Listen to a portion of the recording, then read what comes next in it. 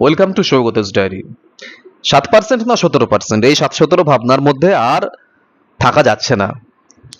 এবার ব্যাপারটা হচ্ছে একটা একটা একটা নোটিশ ঘুরছে কালকে থেকে, এবং সেই একই নোটিশ দেখিয়ে ফেসবুকে বা সোশ্যাল মিডিয়ায় কেউ বলছেন 7% কনফার্ম, ওই একই নোটিশ দেখিয়ে আর এক দল বলছে 17% কনফার্ম।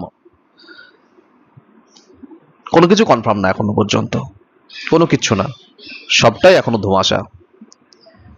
সব থেকে বড় কথা, এসএলএসটি 2 নিয়ে একটু নাড়াচাড়া হলেও গ্রুপ সি গ্রুপ ডি, মানে গ্রুপ সি গ্রুপ ডি তো সে এসএলএসটি 2 এর মধ্যেই পড়ছে, গ্রুপ সি গ্রুপ ডি এবং ওদিকে প্রাইমারি নিয়ে কোনো কথা নাই এখনো পর্যন্ত। এবং অনেকেরই ধারণা হচ্ছে যে 17% ধরেই হবে, এবং আমারও ব্যক্তিগতভাবে তাই মনে হয় 17% ধরেই হবে, 7% নয়। 7% নয় কেন আর 17% কেন মনে হচ্ছে, এই মনে হওয়াতে বিশ্বাস করুন, আমি আমার এই নদিয়া জেলায় থাকা একটা খুব খুব খুব সাধারণ একজন স্কুল শিক্ষক, আমার মনে হওয়াতে সরকার বা এসএসসি বা হাইকোর্ট সুপ্রিম কোর্ট এদের কিছু যায় আসে না, ঠিক আছে। আমি আমার ব্যক্তিগত মত বলছি, কারণ আমি জানি আমার ব্যক্তিগত মতকে আপনারা প্রাধান্য দেন অনেকে, তাই আমি ব্যক্তিগত মতটা বলছি। 17% ধরেই হবার চান্স সব থেকে বেশি। এর প্রধান কারণ হচ্ছে 17% যদি না ধরে করে, তাহলে এই যে কাউন্সেলিং হয়ে যাচ্ছে, আপনারা ভাবতে পারছেন, প্রথম থেকে কল্ড ফর ভেরিফিকেশন, তারপরে ইন্টারভিউ, তারপরে তার final panel, counselling, PVR, medical, everything প্রথম থেকে পুরো খোলনল যে পাল্টে যাবে, আমার মনে হয় না ব্যক্তিগতভাবে যে সেটার দিকে সরকার যাবে। একদম নিচ থেকে উপর পর্যন্ত পুরো খোলনলচে পাল্টে যাবে, বহু মানুষ আউট হবেন, বহু মানুষ আসবেন, এবং এই প্রসিডিওর চলবে। এই প্রসিডিওর যদি চলে,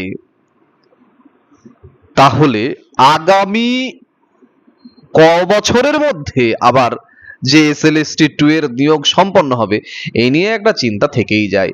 হ্যাঁ, মানে সেটা 31 আগস্ট, 31 ডিসেম্বর সেসব না হয় বুঝলাম, কিন্তু সেটা কোন বছরের, 26-এর নাকি 46-এর, সেইটা বুঝতে আমাদের কিন্তু বেগ পেতে হবে, ঠিক আছে।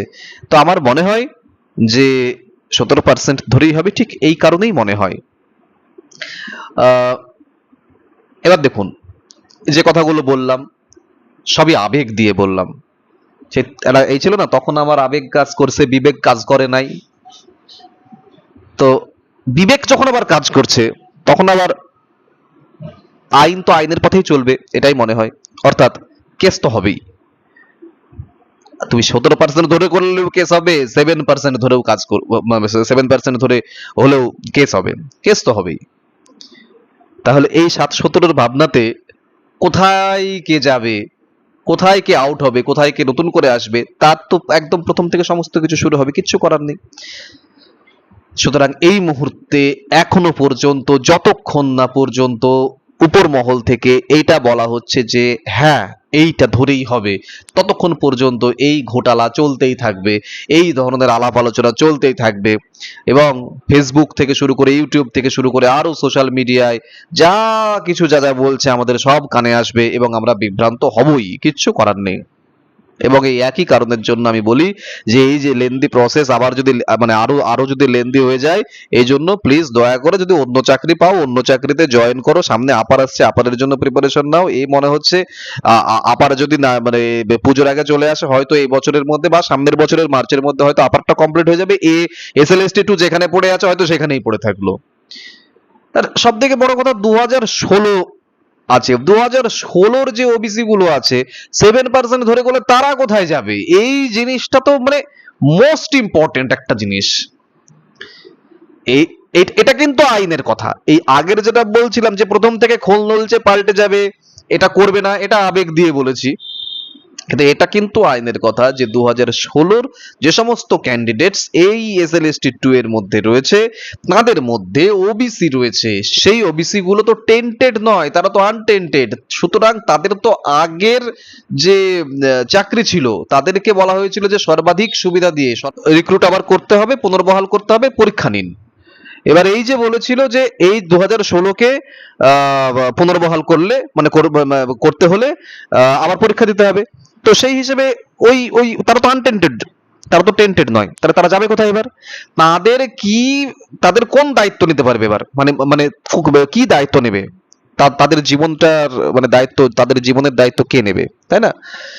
একইভাবে এই এত হাজার হাজার ফ্রেশার, তাদের যদি আবার এই 17 এবং 7 ধরে যদি উল্টে যায় পাশা, যদি 7% তৈরি হয়, এতগুলো দিনের দায়িত্ব কে নেবে? এই এত লেন্দি প্রসেস, কোনো কাজ হচ্ছে না। সেই কবে শুরু হয়েছে পরীক্ষা সে ভুলে গেছে, এবং নতুন সরকার আসার পরেও এতদিন কেটে যাচ্ছে, এখনো পর্যন্ত কোনো ডিসিশন নেওয়া হয়নি। হয়তো খুব ভালো কিছু হতে চলেছে, কিন্তু যে ভালো কিছুই হোক না কেন, অপরপক্ষ তো কেস করবার জন্য প্রস্তুত, 7 হোক বা 17 হোক। এই নিয়ে বলবো 21 তারিখে দেখা যাক কি হয়। এবং সত্যি সত্যি বারবার একটি কথা যেটা আমি বলি, যে এই নিয়ে বিভ্রান্তির শিকার হয়ে ইন্টারভিউয়ের প্রিপারেশনটাকে নষ্ট করবেন না। ডিমোটিভেট করা আমার লক্ষ্য নয়, আমার লক্ষ্য মোটিভেট করাই। এবং আমার যে সমস্ত ভিডিওগুলো রয়েছে, ইন্টারভিউ যে সমস্ত স্টাডি মেটেরিয়াল দেওয়া রয়েছে, প্রচুর প্রচুর জিনিসপত্র দেওয়া আছে, 2বার 4বার দেখলে রেডি হয়ে যাবে। দরকার হলে 2x গতিতে দেখুন এবং সেগুলো ভালো করে রেডি করে নিন। ইন্টারভিউয়ের প্রিপারেশন যদি না থাকে, হঠাৎ করে যখন চলে আসবে, আমি বারবার কিন্তু বলছি, ইন্টারভিউ কিন্তু হবেই, প্যানেল ক্যান্সেল হয়ে যাবে না, হয়তো 7% হলে রিপ্যানেল হতে পারে, আবার আবার ইন্টারভিউ দিতে হতে পারে, বা প্রথম থেকে সমস্ত কিছু শুরু হতে পারে। কিন্তু কোনো মতেই প্যানেল ক্যান্সেল হয়ে গিয়ে সবকিছু উড়ে গেল, আবার সবকিছু এই হয়ে গেল না, এরকম কিছু হবে না। প্যানেল ক্যান্সেল হবে না যে আবার পরীক্ষা দিতে হবে, এটা হবে না। যা হবে, কল ফর ভেরিফিকেশন থেকে শুরু হবে, ঠিক আছে? প্যানেল ক্যান্সেল হয়ে বিসর্জন দিয়ে দিল, এরকম আমার মনে হয় হবে না। তাই প্রত্যেককেই একটা কথা বলবো, যে প্রিপারেশনের মধ্যে থাকুন। প্রিপারেশনের মধ্যে থাকা ছাড়া কোনো উপায় নেই। হ্যাঁ, যদি একদম সুন্দর করে প্রিপারেশন হয়ে থাকে, তাহলে অন্য কিছুর জন্য ট্রাই করতেই পারেন, কিন্তু প্রিপারেশন যদি ঠিকঠাক না রাখেন, যখন এই আসবে, ইন্টারভিউয়ের নোটিশ আসবে, তখন কিন্তু সময় পাবেন না, ঠিক আছে? আর SLST2 থাকবে, SLST2 কে বিসর্জন দেবে না, SLST2 থাকবে। এই নিয়ে রাতের ঘুম নষ্ট করবেন না দয়া করে। 7% না 17%, এই 7-17-র ভাবনা চলতেই থাকবে। আমি প্রথম থেকে বারবার বলে এসেছি যে 17% ধরে হবার চান্সই বেশি। হ্যাঁ, কিন্তু আইন তো আইনের কথাই বলবে। আহ, আর আপনারা বারে বারে বলেন যে হ্যাঁ, আমি একবার বলছি 17%, একবার বলছি 7%, আমি কোথা থেকে জানবো গো?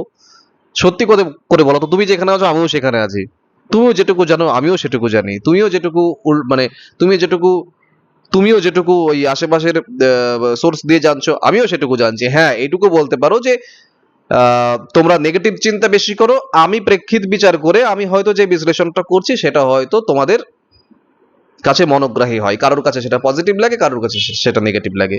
তো সেই হিসেবে এখনো পর্যন্ত বলবো, যদি এখনো পর্যন্ত ভরসা করো, তাহলে আমার মনে হয় যে এই মুহূর্তে ইন্টারভিউয়ের প্রিপারেশন চালানো সব থেকে দরকার। আর গ্রুপ সি গ্রুপ ডির এখনো পর্যন্ত কোনো খবর নেই, প্রাইমারি ইন্টারভিউ নিয়ে এখনো পর্যন্ত খবর নেই, এটা খুব খুব খুব আনফরচুনেট।